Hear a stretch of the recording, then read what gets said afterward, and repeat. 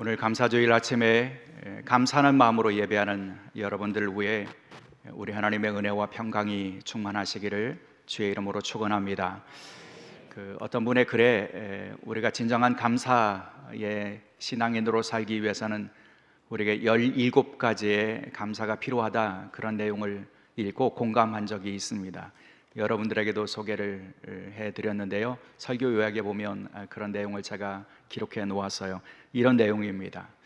그래서 감사, 그리고 감사, 그래도 감사, 그러나 감사, 그러므로 감사, 그렇지만 감사, 그럼에도 감사, 그러니까 감사, 아주 그냥 감사, 그리 하실지라도 감사, 그리 아니하실지라도 감사, 그럼에도 불구하고 감사, 이래도 저래도 감사, 매일 매일 감사, 항상 감사, 쉬지 말고 감사, 범사에 감사. 여러분, 이렇게 감사하는 신앙인들이 될 수 있기를 축복합니다.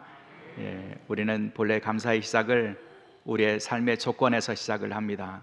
그래서 감사를 하고, 그러니까 감사를 하고, 그러므로 감사를 하고, 그리고 한 걸음 더 나가면 그리고 감사를 하면서 살아가는 사람들이 있죠.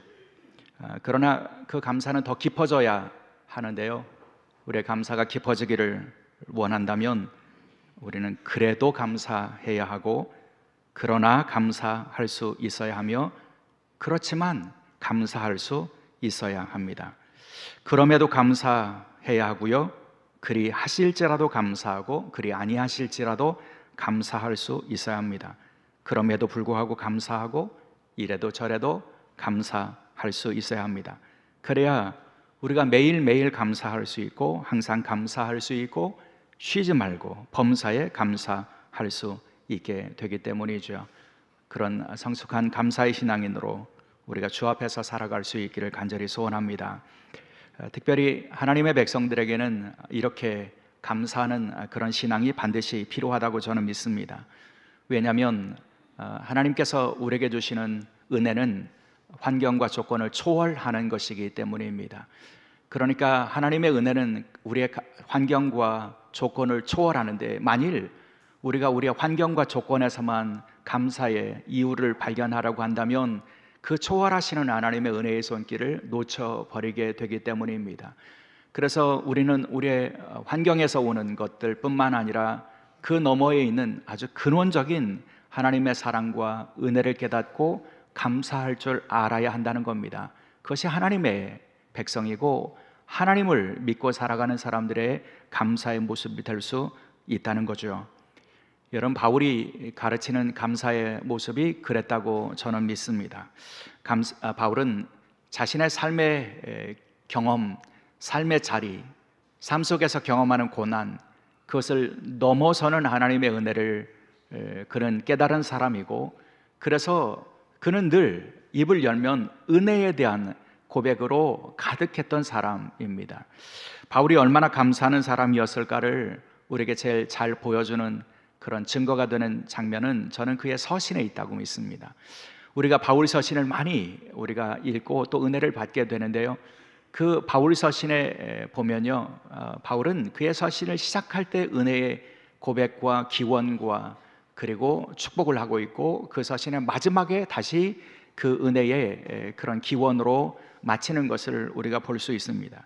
많은 그의 서신이 이렇게 시작되죠. 우리 주 예수 그리스도의 은혜와 평화가 여러분에게 있기를 빕니다. 우리 주 예수 그리스도의 은혜와 평화에 대한 고백으로 그의 서신을 시작하고 있고요, 그리고 그의 서신의 마지막에는 또 이런 문구로 마쳐집니다. 주 예수 그리스도의 은혜가 너희와 함께 하시기를 비노라. 주의 은혜가 너에게 함께 하기를 비노라, 이렇게 말합니다.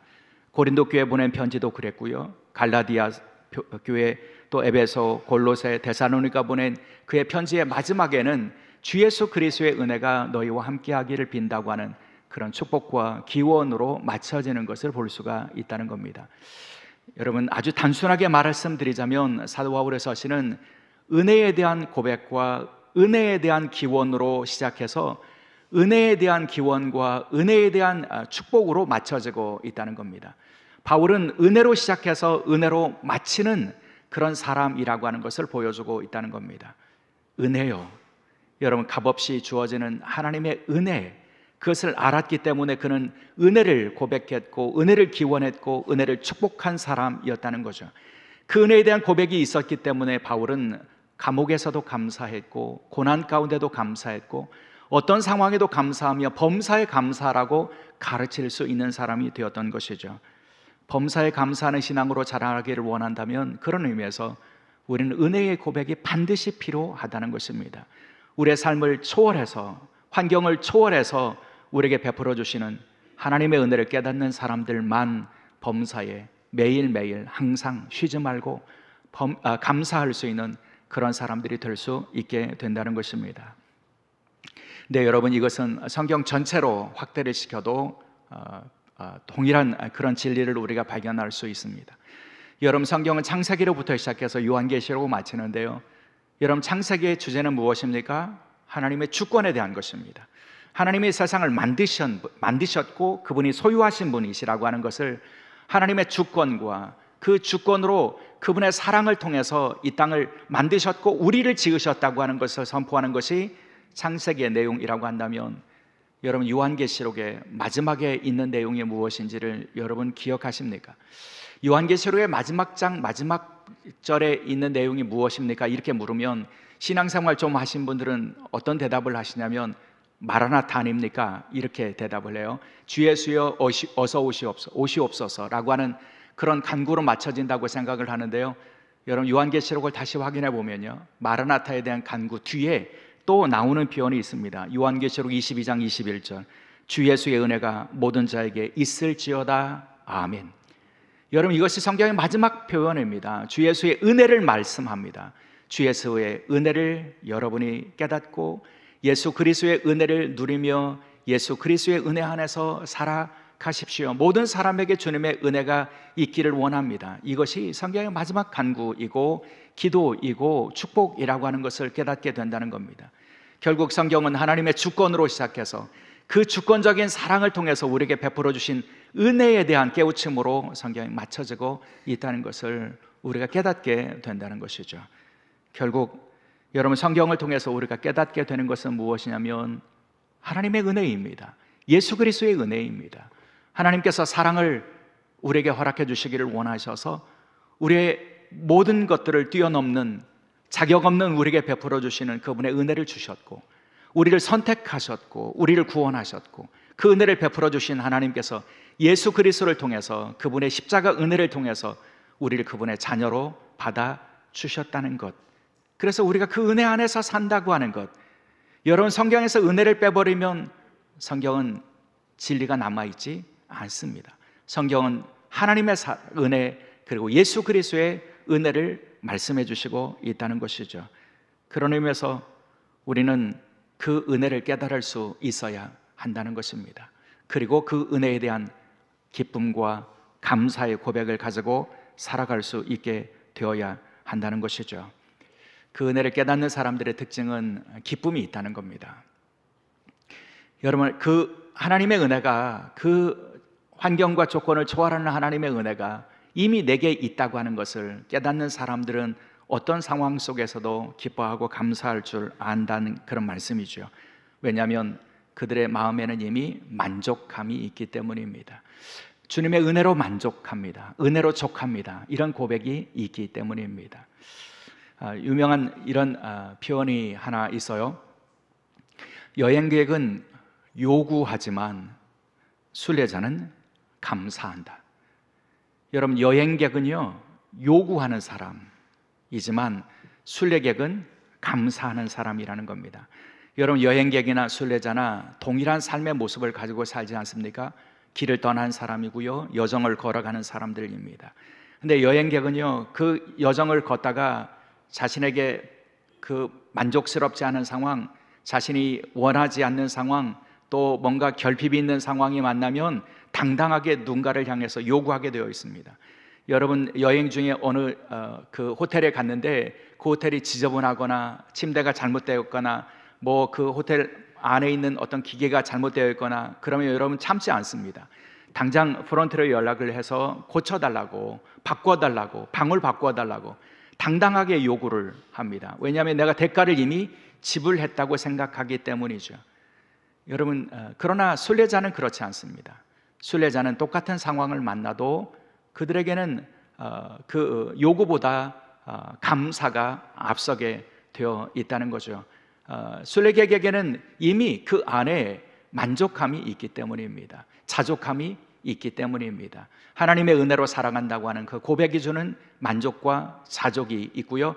내 삶의 여정에서 가장 가치 있는 것은 본향에 이르는 것이라고, 본향에 이르러서 얻을 수 있는 그 하나님의 영광이라고 하는 것을 믿음으로 고백하고 살아가는 사람들에게는 잠깐 불편함이 있다고 할지라도, 잠깐 만족스럽지 못한 상황이 있다고 할지라도 그 상황에서 불평하고 원망하기보다는 감사의 조건들을 찾으려고 노력하는 시선을 가지고 살게 되어 있다는 겁니다.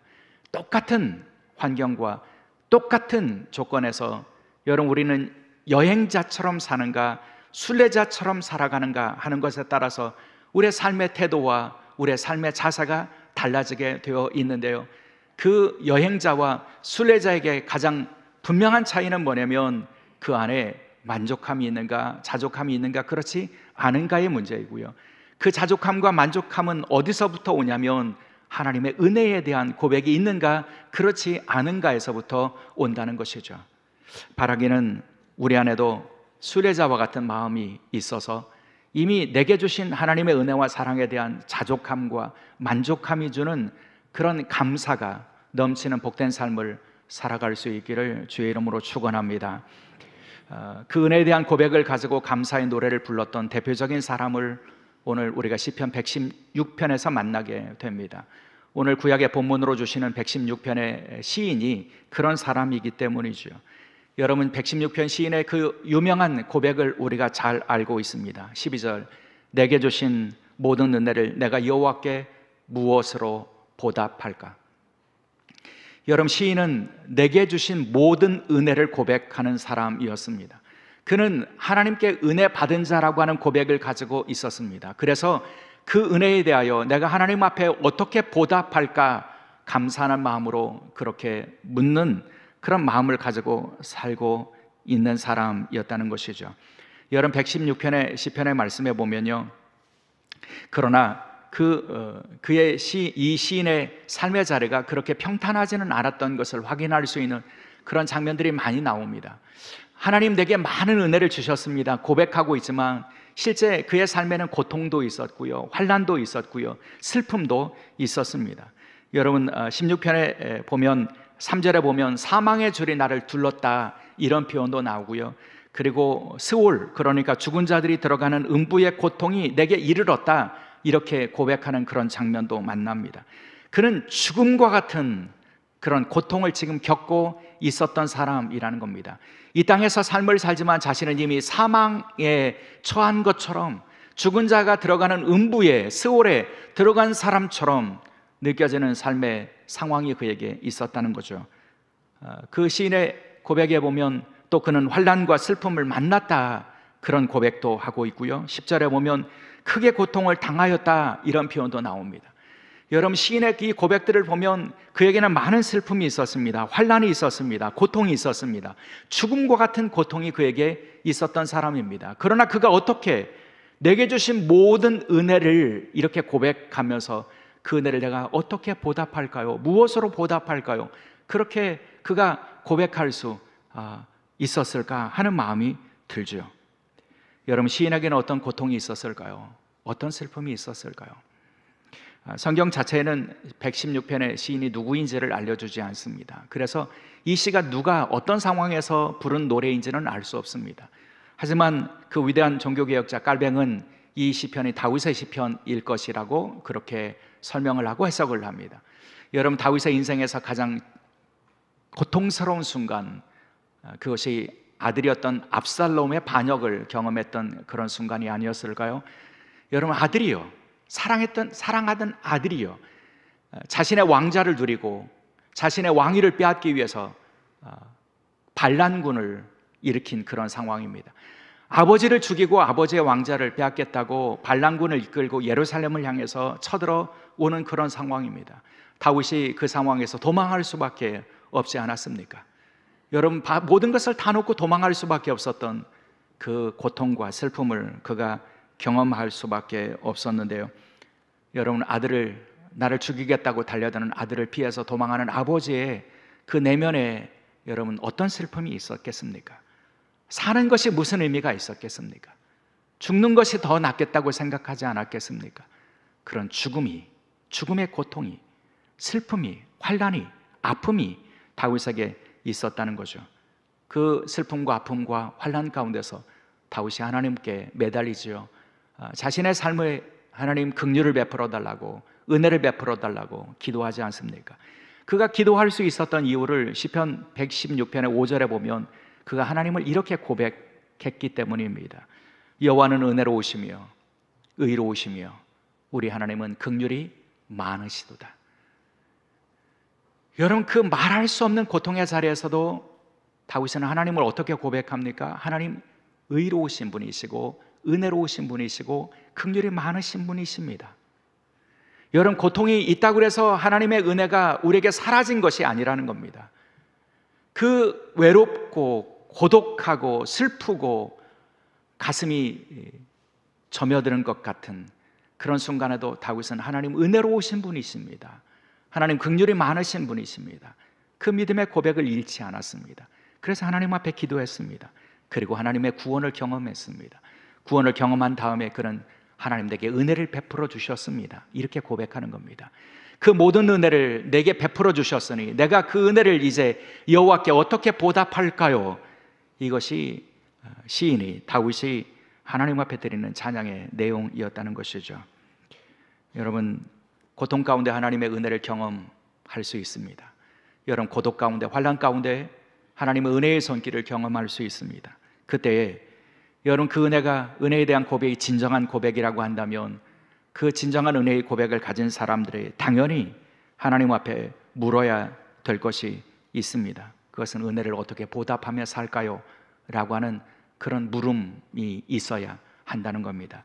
은혜를 당연히 여기지 않는다면, 내게 하나님께서 은혜 베풀어 주신 것을 당연하게 여기지 않는다면 여러분, 내게 은혜를 베푸신 하나님께 내가 그 은혜를 어떻게 보답할까요? 이렇게 묻는 것이 여러분, 그것은 마땅한 질문을 가진 모습이라고 하는 말씀이죠.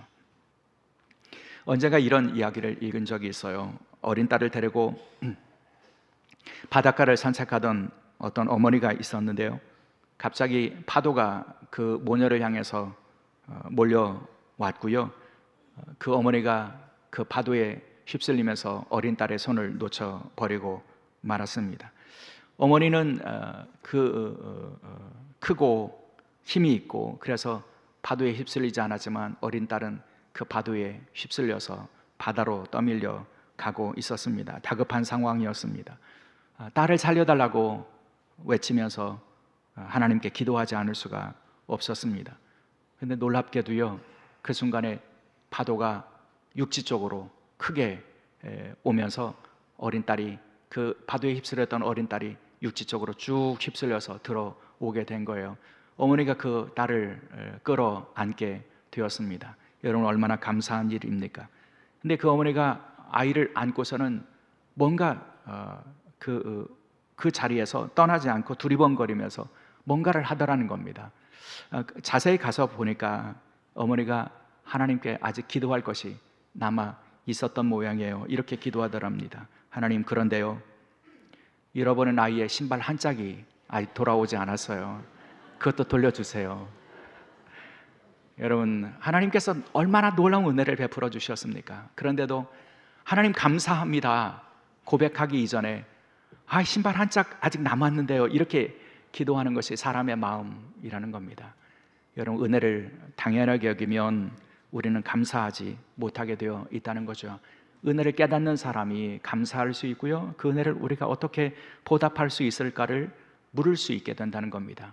특별히요, 우리의 고통의 자리에서, 우리의 슬픔의 자리에서, 환난의 자리에서 우리는 하나님께서 그 고통의 깊은 자리에도 나를 여전히 사랑하시고 나에게 은혜를 베푸시는 분이시라고 하는 것을 깨닫고 고백할 필요가 있다고 믿습니다.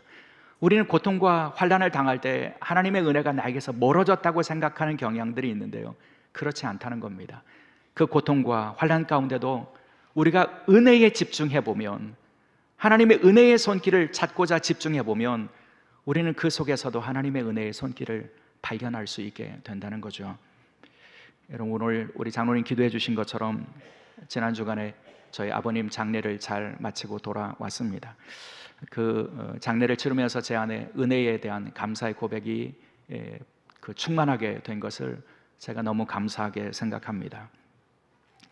제가 장례를 치르면서 은혜를 고백하지 않을 수가 없었습니다. 하나님의 은혜를 먼저 깨닫게 하셨기 때문입니다. 지난 주일 그 아버님 소천 소식을 듣고 주일 예배를 어떻게 할까 기도하고 고민하다가 인도하고 설교하고 가야겠다 이런 마음을 가졌어요. 그래서 지난주에 설교를 하고 예배 인도를 하는데 사실은 제가 정신이 참 없었습니다. 그래서 제가 말하는 나와 내 머릿속에 있는 생각이 굉장히 괴리되는 것 같은 그런 생각을 갖게 되었는데요. 근데 지난주 예배에 하나님께서 그 슬픔 가운데 있는 제게 위로해 주시고 은혜를 베풀어 주신 그런 순간이 있었어요. 언제였냐면, 신기하게도 지난주에 우리 성가대의 찬양이 다 천국에 대한 소망의 내용들이었어요. 일부 시온 성가대 그날 그 찬양의 내용이 Amazing Grace였습니다. 나 같은 죄인 살리신이라고 하는 찬양을 하나님께 들려주셨는데요, 그 가사의 마지막에 이런 내용이 있는 것 여러분 아시죠? 거기서 우리 영혼이 주님의 은혜로 해처럼 밝게 살면서 주 찬양하리라. 그 찬양이 이렇게 들려오는데 제게 큰 위로가 되었습니다. 하나님께서 내게 위로해 주시고 은혜를 베풀어 주시는구나 라고 하는 것을 경험했어요. 근데 더욱 흥미로웠던 것은 그 2부 예배 시간에 우리 할렐루야 성가대의 지난주 찬양이, 여러분 뭔지 기억하시는 분들 계세요? 나 천국 가리라 라고 하는 그런 찬양이었어요. 천국에 대한 그런 소망의 내용을 담은 그런 찬양을 1부 예배와 2부 예배의 성가대가 공교롭게도 그렇게 하나님께 찬양으로 올려드리는 그런 가사를 제가 들으면서 하나님이 나를 위로해 주시는구나, 은혜를 베풀어 주시는구나 라고 하는 것을 깨달을 수 있었습니다. 슬픔 중이었지만 하나님 여전히 은혜를 베풀어 주시기를 원하시는 분이시구나 깨닫고 감사할 수 있었고요. 동시에 장례를 치르는 동안 또 하나님의 은혜뿐만 아니라 사람들을 통해서 베풀어 주시는 사랑과 은혜도 제가 많이 경험하고 그래서 위로를 받을 수 있었습니다. 감사하는 마음이었습니다.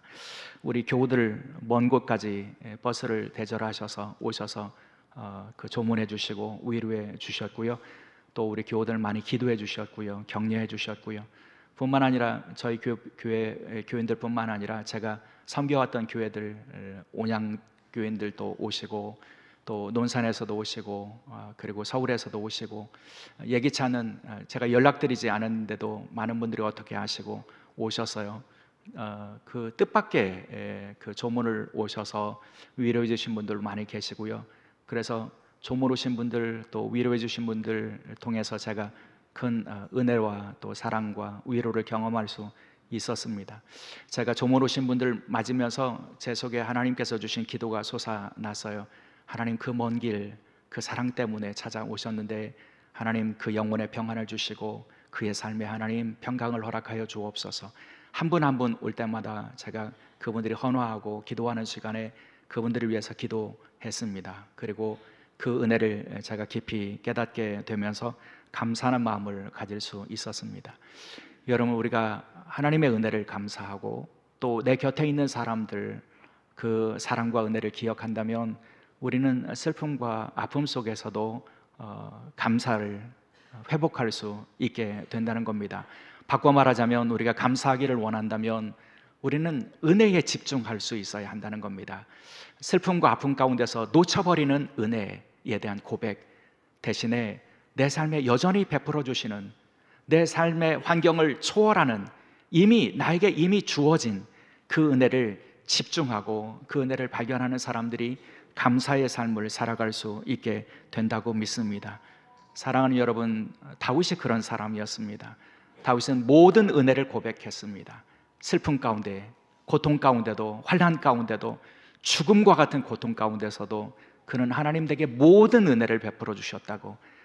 여러분, 모든 은혜라고 하는 그의 고백에서 볼 수 있는 것처럼 그는 자신의 삶에 하나님 베풀어 주신 은혜에 집중했고 그 은혜들을 발견했고 고백하는 그런 신앙인으로 하나님 앞에 설 수 있었고요.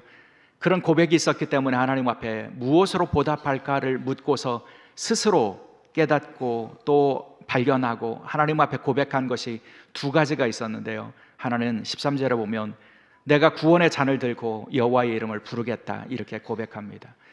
여러분, 구원의 잔을 든다고 하는 것은 어떤 의미를 가지고 있느냐면 하나님 앞에 부어드리는 제물을 하나님 앞에 드리겠다는 거예요.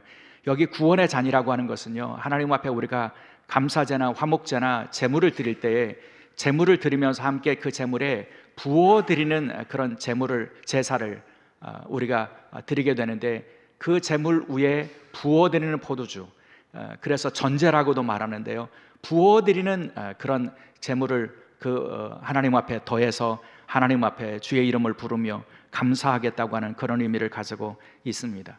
그때 구원의 잔, 그러니까 전제, 부어드리는 그 포도주 제물은 우리의 헌신과 순종의 의미를 가지고 있습니다. 부어서 남김없이 제물에 붓는 것처럼 우리를 하나님 앞에 남김없이 드리고 순종하며 헌신하겠다고 하는 그 의미를 가지고 있는 거죠. 다윗이 그렇게 고백하는 거예요. 하나님, 내가 슬픔과 고통 가운데서 주의 은혜를 깨달았습니다. 그래서 이제는 내가 남김없이 나의 삶을 드리고 나의 시간을 드리고 순종과 헌신의 삶을 통해서 하나님의 이름을 부르고 주님께 영광을 돌리며 살겠습니다. 이것이 주의 은혜를 발견한 다윗의 고백이었고요. 또 하나 주의 은혜를 깨닫는 다윗이 하나님 앞에 다짐하고 있는 것이 있는데요, 17절에 감사의 제사를 드리겠다고 다짐합니다. 내가 주께 감사제를 드리고 여호와의 이름을 부르리이다. 감사의 제요, 여러분, 구약의 제사 중에 화목제라고 하는 것이 있는데 이 화목제를 감사제라고도 부르죠. 왜냐하면 감사하는 마음으로 드리는 그런 제사이기 때문입니다. 다윗이 이렇게 고백하는 거예요. 하나님, 내게 모든 은혜를 주셔서 내가 감사합니다. 그래서 그 감사의 마음을 가지고 하나님 앞에 예배하는 삶을 살겠습니다. 주의 이름을 부르며 찬송하는 삶을 살겠습니다. 주의 은혜를 깨달았기 때문에 감사의 예배를 드리고 감사의 찬양을 드리겠노라고 하나님 앞에 고백하고 다짐하는 그런 모습을 볼 수가 있다는 것이죠. 사랑하는 여러분, 은혜에 집중하여 우리의 삶을 관통하는 하나님의 은혜를 깨닫는다면 여러분, 우리가 다윗처럼 그렇게 고백할 수 있어야 될 것입니다. 이제 내가 나의 삶을 부어 하나님 앞에 순종과 헌신의 삶을 살겠습니다. 그리고 내게 주신 그 모든 은혜에 감사하며 감사의 예배를 평생에 하나님께 드리며 살겠습니다. 이 고백이 저와 여러분의 고백이 될 수 있기를 주의 이름으로 축원합니다. 사랑하는 여러분, 오늘 우리가 감사주일 예배를 드리면서 시편 116편의 이 시인을 통해서 우리가 하나님 앞에 드릴 감사를 깨닫고 배우는 시간이 되면 좋겠습니다. 우리가 이미 본 것처럼 이 시편 116편의 기자는 모든 일들이 다 형통하고 내 뜻대로 되고 번성하고 잘 되고, 그래서 하나님 앞에 은혜를 고백하고 감사의 예배를 드리겠다고 찬양하겠다고 다짐하는 것이 아닙니다. 그의 삶에 큰 슬픔이 있었고 큰 고통이 있었고 환난이 있었고 아픔이 있었지만, 하지만 그의 삶을 관통하는 그의 신앙이 있었는데, 그것은 하나님은 내게 은혜를 베풀어 주시는 분이시라고 하는 그 신앙, 그리고 그 은혜 베푸신 하나님의 손길을 내가 깨달았다고 하는 고백, 이것이 그에게 있었기 때문에 그는 내게 주신 모든 은혜를 고백하면서 그 은혜에 감사하는 그런 찬양을 드리고 있다는 것이죠. 사랑하는 여러분, 2024년 전반기를 살면서 저와 여러분에게도 그런 고통의 순간이 있었고요, 또 질병으로 인한 그런 고통과 아픔도 있었을 거고요, 여러분, 내 삶에 내 뜻대로 되지 않는 그런 삶의 어려움들과 환난도 여러분 있었을 것입니다. 이 땅을 내가 내 뜻대로 다 이루었다고, 모든 것이 다 형통하다고 그렇게 말할 수 있는 사람이 누가 있겠습니까? 때로는 고통의 순간도 있고 내 뜻대로 되지 않는 그런 순간도, 슬픔도 아픔도 우리가 경험하지만, 사랑하는 여러분, 그때에도 여러분 이 말씀을 기억하십시오. 은혜에 집중하여 내 삶에 이미 베풀어 주신 하나님의 은혜를 여러분 깨달아야 합니다. 그래서 모든 은혜를 내가 받았다고, 그 모든 은혜를 내가 무엇으로 보답할까라고 하나님 앞에 묻고 고백할 수 있어야 할 것입니다.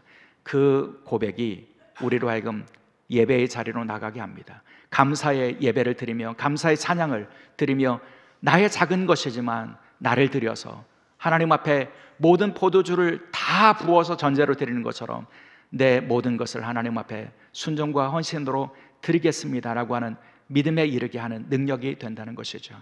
오늘 감사 예배를 통해서 그 마음을 새롭게 하는 주의 종들이 될 수 있기를 주의 이름으로 축원합니다. 기도하시겠습니다. 주님, 내게 주신 주님의 모든 은혜에 내가 무엇으로 보답할 수 있겠습니까? 이 믿음의 고백을 저에게 이 시간에 회복시켜 주옵소서. 은혜에 집중하는 인생을 살게 도와 주옵소서. 이미 하나님 많은 은혜를 베풀어 주셨는데 잠깐 놓치고 있는 것들, 잠깐 내 손에 잡히지 않은 것들 때문에 불평하는 사람들이 아니라 순례자의 마음을 가지고 자족하며 만족하며 주의 은혜를 고백하고 찬송하고 감사하며 예배하며 그렇게 저희의 남은 이 땅에서의 여정을 순례자로 걸어가는 주의 종들이 되게 도와 주옵소서.